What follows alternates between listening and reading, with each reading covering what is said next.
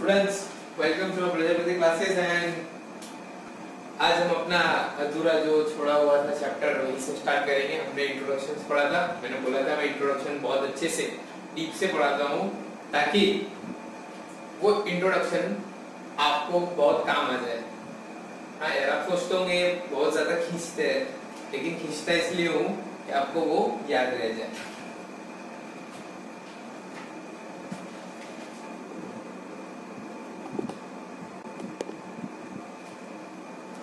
तो ठीक है, आज आगे चलेंगे और आगे क्या पढ़ेंगे? आज हम पढ़ेंगे सिंपल, हमारा जो टॉपिक है वो है कोफिशिएंट।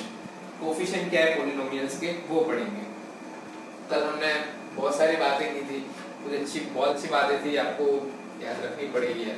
तो वो याद नहीं रखेंगे तो आगे वाली चीजें याद नहीं रहेंगी। तो हम टाइम वेस्ट नहीं करते and let's move on the topic of कौन सा है हमारा पॉलिनोमियल्स का कोफिशिएंट।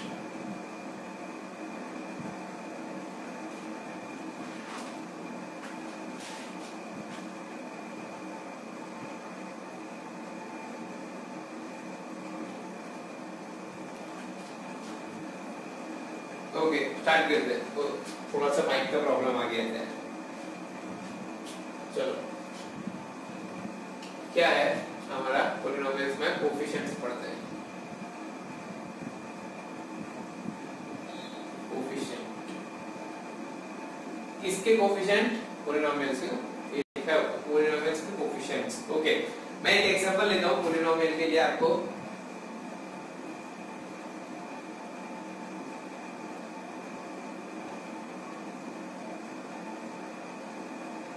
ये मैंने इक्वेशन लिखी, इसे पॉलिनोमियल इक्वेशन बोलते हैं।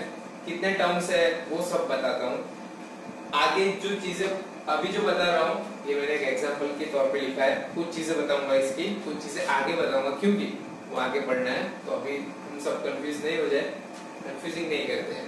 यहाँ पर सिंपल पॉलिनोमियल इक्वेशन लिखिए, इसे पॉलिनोमियल बोलेंगे। अलजेब्रिक इक्वेशन है, सॉरी अलजेब्रिक एक्सप्रेशन है ना। क्यों? वेरिएबल है, ये रहा वेरिएबल और ये रहा कांस्टेंट और ये रहा रैशनल नंबर। ठीक है, ये अलजेब्रिक एक्सप्रेशन और ये होल नंबर भी है। तो क्या हो गया? पॉलिनोमियल हो गया।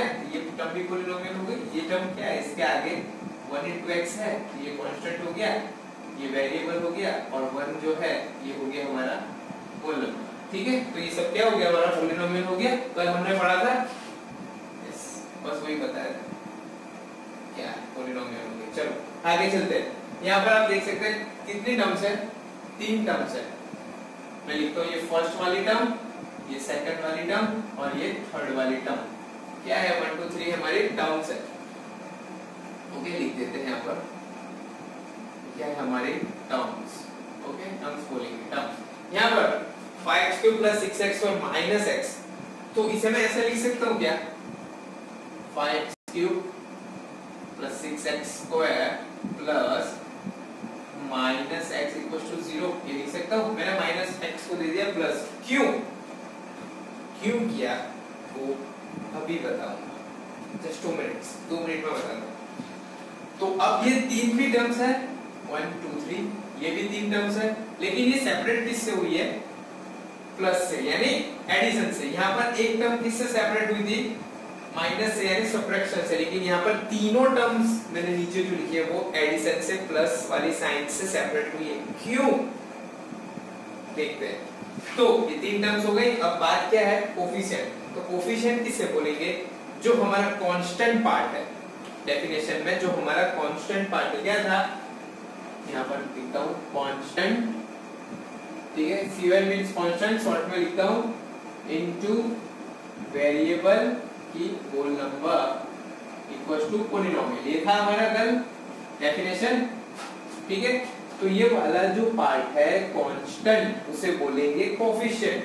ठीक है, तो यहाँ पर 5x³ है, उसका कोफिशिएंट क्या होगा? तो कोफिशिएंट होगा 5x³ का, वो है हमारा 5।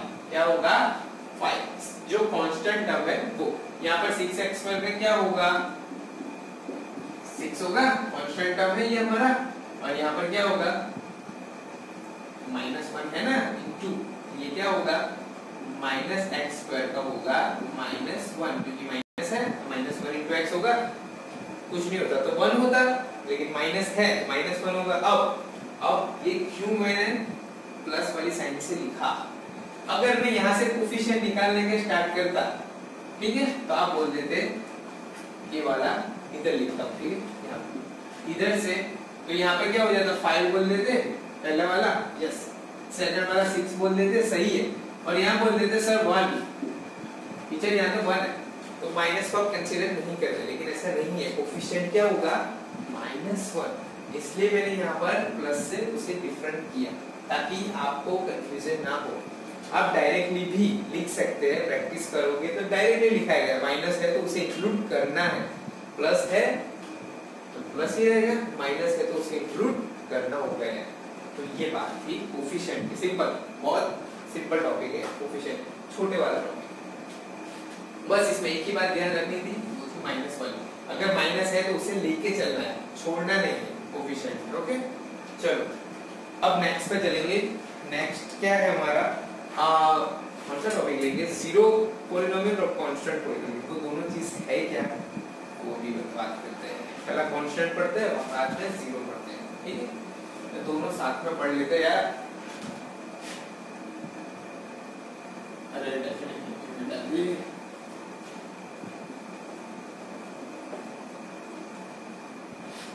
चलो यहाँ पर पहला लेते हैं हम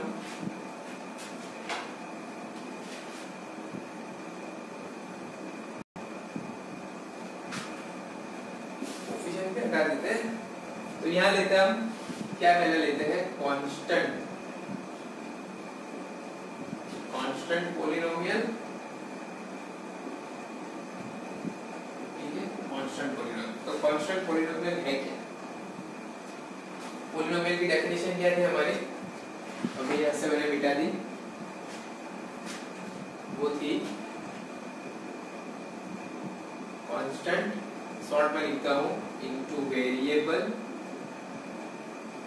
का क्या था, पॉलिनोमियल का whole number, okay, equals to था हमारा पॉलिनोमियल, ये थी हमारी डेफिनेशन जो कल हमने पढ़ी थी, सब बॉक्स कर देते हैं, ओके, तो पॉलिनोमियल की डेफिनेशन सब पढ़े थे अच्छे से, ठीक है, वो बताया आपको कांस्टेंट क्या है, वेरिएबल की।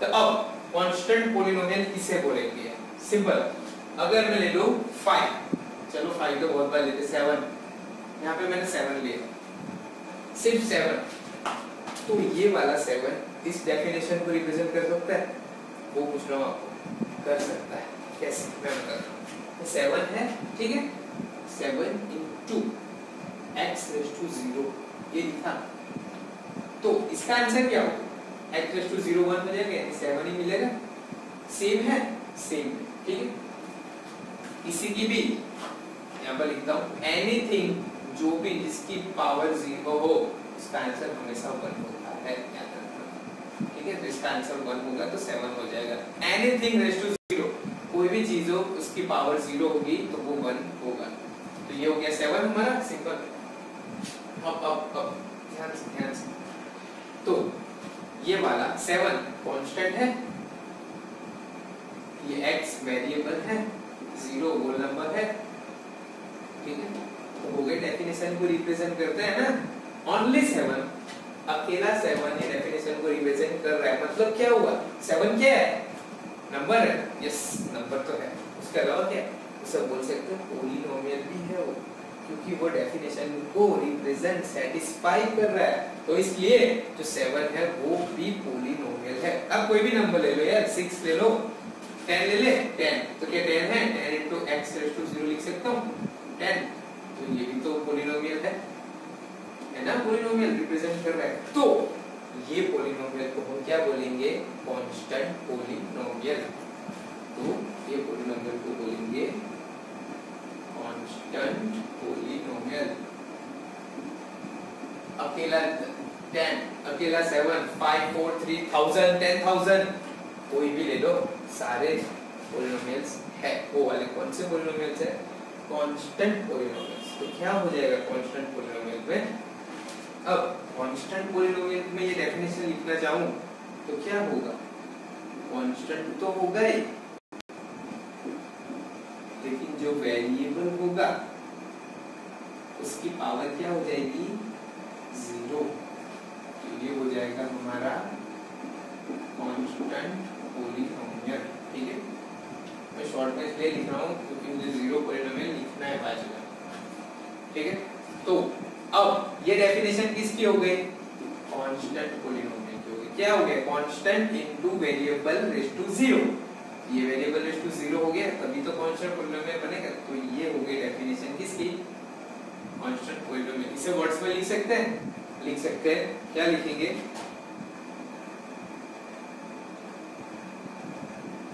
Any constant except 0, any constant except 0 can be called constant polynomial। ये परफेक्ट डेफिनेशन हो गई इन वर्ड्स, वो मैंने मैथमेटिकली रिप्रेजेंट की थी। तो ये परफेक्ट डेफिनेशन हो गई इस चीज की, कांस्टेंट पॉलीनोमियल की। Any constant except 0 can be called constant polynomial. Okay, तो अब ये याद रखना, कांस्टेंट पॉलीनोमियल की डेफिनेशन वही है, लेकिन कांस्टेंट में यहाँ पर 0 हो गया तो कांस्टेंट पॉलीनोमियल। आप एग्जांपल थ्रू याद रखते 7 5 4, तो ऑब्वियसली आपको याद रहेगा। तो ये था कांस्टेंट पॉलीनोमियल का फंडा। अब क्या है, आपको दिख रहा है नहीं, जो डेफिनेशन लिख रही है मे बी आपको दिख रही होगी, लेट मी चेक। अरे दिख रहा है। चलो अब नेक्स्ट क्या है हमारा, कांस्टेंट तो ले लिया, अब आ गया हमारा 0 पॉलीनोमियल।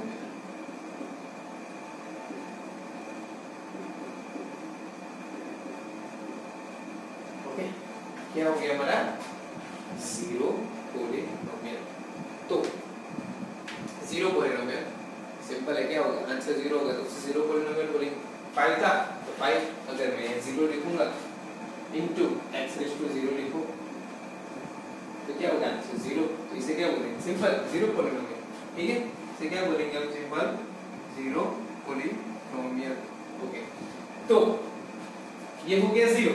मुझे अगर मैं ये 0 के साथ x की 2 पावर तो भी 0 आएगा, ऑब्वियस आएगा यार। अगर मैं ये 0 के साथ x की n पावर तो भी आंसर 0 होगा। 0 के साथ किसी भी चीज का मल्टीप्लिकेशन होगा, आंसर हमेशा क्या आएगा, 0। ओके, इससे क्या पता चला, तो 0 को कांस्टेंट पॉलीनोमियल बोल सकते हैं, डेफिनेटली बोल सकते हैं। 0 को कांस्टेंट पॉलीनोमियल डेफिनेटली बोल सकते हैं। क्या बोल सकते हैं, कांस्टेंट पॉलीनोमियल बोल सकते हैं यार, कांस्टेंट पॉलीनोमियल ही बोल सकते हैं। लेकिन उससे अलग कैटेगरी क्यों दी, ये भी तो क्वेश्चन है। अगर उसे कांस्टेंट पॉलीनोमियल बोल सकते हैं तो यहाँ पर क्यों नहीं रखते, अगर यहाँ पर रखते तो प्रॉब्लम सॉल्व हो जाती। हमें तो पढ़ना ही नहीं पड़ता, तो कुछ सोचा होगा, कुछ अलग होगा, तभी तो उसे अलग कैटेगरी दी ना 0 पॉलीनोमियल। क्या अलग है मैं बताता हूँ आपको, डेफिनेशंस भी ये लिख रहा हूँ अपनी वाली पुरानी वाली। कांस्टेंट, अरे कांस्टेंट हो गया, इनटू क्या होगा, ऑब्वियसली वेरिएबल होगा वेरिएबल। तो ये हो जाएगा हमारा 0 पॉलीनोमियल। ऐसे बन जाएगा, नहीं बनेगा यार, यहाँ पे तो कुछ आएगा ना पावर, वो क्या होगी, होल नंबर। पॉलीनोमियल की डेफिनेशन में क्या है, होल नंबर है, वही लिखा है होल नंबर। ये हो गया इसकी डेफिनेशन। तो डिफरेंट दिख रहा है कुछ, पावर का डिफरेंट है। यहाँ पर पावर 0 थी, वहां पर पावर होल नंबर है। कोई भी होल नंबर ले लो, xn लिया है ना, 2 3 4 5 6 7 1000, आंसर हमें 0 मिलेगा। इसलिए उसे अलग कैटेगरी में डिफाइन करते हैं। अब समझे क्यों अलग किया। कांस्टेंट पॉलीनोमियल बोल सकते हैं, yes definitely it's called a constant polynomial. इसे कांस्टेंट पॉलीनोमियल बोल सकते हैं, इसे तो कांस्टेंट पॉलीनोमियल बोल सकते हैं, इसे भी कांस्टेंट पॉलीनोमियल बोल सकते हैं। लेकिन इसे अलग कैटेगरी क्यों दी, 0 पॉलीनोमियल क्यों बताया, बिकॉज़ ऑफ ये वाली पावर की वजह से। यहाँ पर हमेशा कांस्टेंट पॉलीनोमियल में पावर 0 ही होगी हमेशा। लेकिन यहाँ पर कोई भी ले लो यार, आंसर 0 से मल्टीप्लाई का आंसर 0 ही होगा। ठीक है, अब तो आपको शायद समझ आ गया होगा। जो भी बोर्ड पे नोट कर लो यार, काम की चीज है ये वाली दो चीज खास, क्योंकि ये दो डिफरेंट बता रही है। मैं बॉक्स बना दिया अच्छे वाले, तो बॉक्स भी बना दिया आपको पता चलेगा क्या डिफरेंट है, किस चीज की वजह से डिफरेंट है। अब सिंपल पॉलिनोमियल कैसे है, वो पॉलिनोमियल है क्या नहीं है, कौन से टर्म्स है, कितने टर्म्स होते हैं, तो किसे क्या बोलते हैं, वो सब पढ़ेंगे। इसे नोट कर लेना प्लीज।